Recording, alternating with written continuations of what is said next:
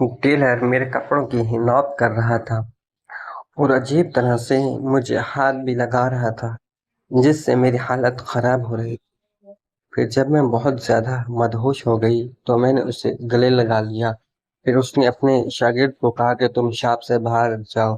جیسے ہی وہ باہر گیا تو اس نے گیٹ کو لاک لگا دیا اور پھر میرے کام تمام کر دیا۔ میرا نام لائبہ ہے، میری عمر 21 سال ہے اور میں لاہور مغل پورہ میں رہتی ہوں۔ میری امی کا نام زویا ہے۔ عید قریب تھی تو امی نے کہا لہبا چلو آج شام کو شاپنگ کرنے چلتے ہیں، کچھ کپڑے لے آتے ہیں اور پھر درزی کو دے دیں گے تاکہ عید سے پہلے پہلے وہ کپڑوں کی سلائی کر دے اور ہم لوگ عید پر نئے کپڑے پہنیں۔ میں نے کہا جی امی۔ پھر امی کے ساتھ شاپنگ سینٹر چلی گئی عید کی شاپنگ کرنے۔ امی نے اپنے کپڑے بھی لیے اور میری پسند کے کپڑے میرے لیے بھی لے لیے اور ہم نے میک اپ کا بھی کافی سامان لیا کیونکہ میں میک اپ کی بھی شوقین تھی۔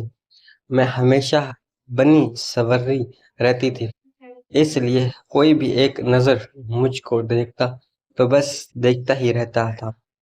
اور پھر ہم لوگ کافی ساری شاپنگ کرنے کے بعد گھر واپس آ گئے۔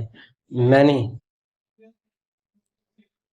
امی نے میرے چھوٹی بہن بھائیوں کے لیے بھی کافی سارے کپڑے لیے تھے۔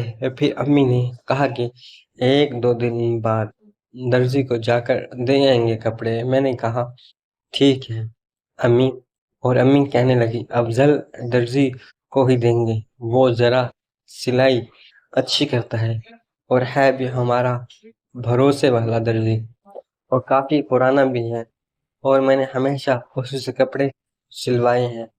میں نے کہا ٹھیک ہے امی، جیسا آپ کو بہتر لگے۔ پھر میرا چھوٹا بھائی فیصل کہنے لگا امی مجھے چل کے چینج کروا کے آئیں کپڑے، میں اپنی پسند کے لوں گا، اور مجھے لے کر ساتھ کیوں نہیں گئی؟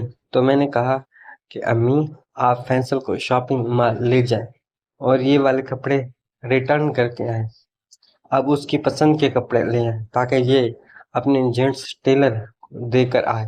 امی نے کہا اچھا ٹھیک ہے، کل چلتے ہیں آرام سے، ابھی ٹائم زیادہ ہو گیا ہے۔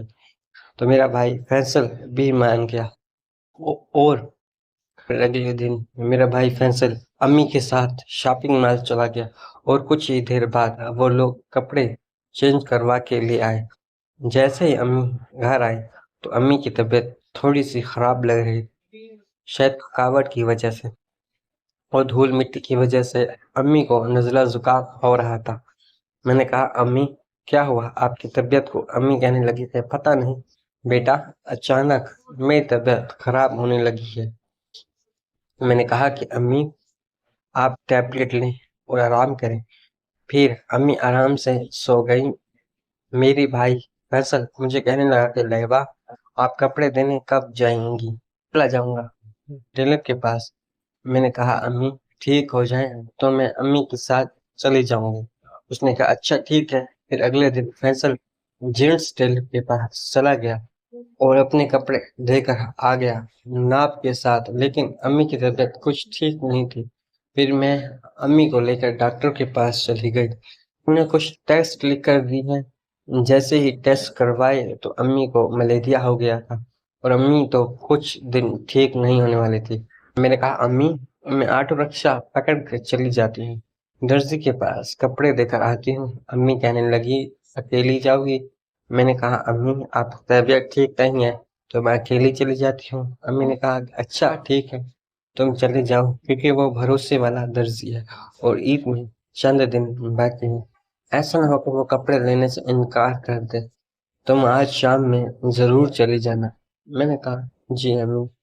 پھر میں نے امی کو میڈیسن وغیرہ کھلائی اور امی اپنے روم میں جا کر سو گئی اور میں کپڑے لے کر آٹو رکشہ پکڑ کر درزی کی دکان پر آ گئی۔ درزی کا نام اکرم تھا اور وہ 30 سال کا تھا۔ میں جیسے ہی اس کی شاپ پر گئی تو گیٹ کھول کر اندر چلی گئی اور جا کر سلام کیا تو اس درزی اکرم نے میرے سلام کا جواب دیا اس کے ساتھ ایک لڑکا بھی بیٹھا ہوا تھا جو ابھی سلائی سیکھ رہا تھا، اس اکرم کا شاگرد تھا۔ پھر میں نے اس اکرم کو کپڑے دیے، صورتیں امی کے بھی تھے اور میرے بھی تھے، اور میں نے ناپ کے جوڑے بھی دیے۔ اس نے کہا کہ آپ کی امی کی تو ٹھیک ہے، لیکن آپ کے کپڑے جو ہیں نہ وہ ٹھیک نہیں، تو میں ابھی آپ کی ناپ لے لیتا ہوں۔ میں نے کہا ٹھیک ہے۔ اس نے کہا کہ آپ یہاں بیٹھیں کرسی پر، یہ بتائیں کہ کیا لیں گی، چائے یا ٹھنڈا؟ تو میں نے کہا نہیں تکلیف کی ضرورت نہیں ہے، شکریہ۔ اس نے شاگرد کو بولا کہ جا کر ایک بوتل لے آ۔ تھوڑی دیر بعد وہ لڑکا بوتل لے کر آ گیا۔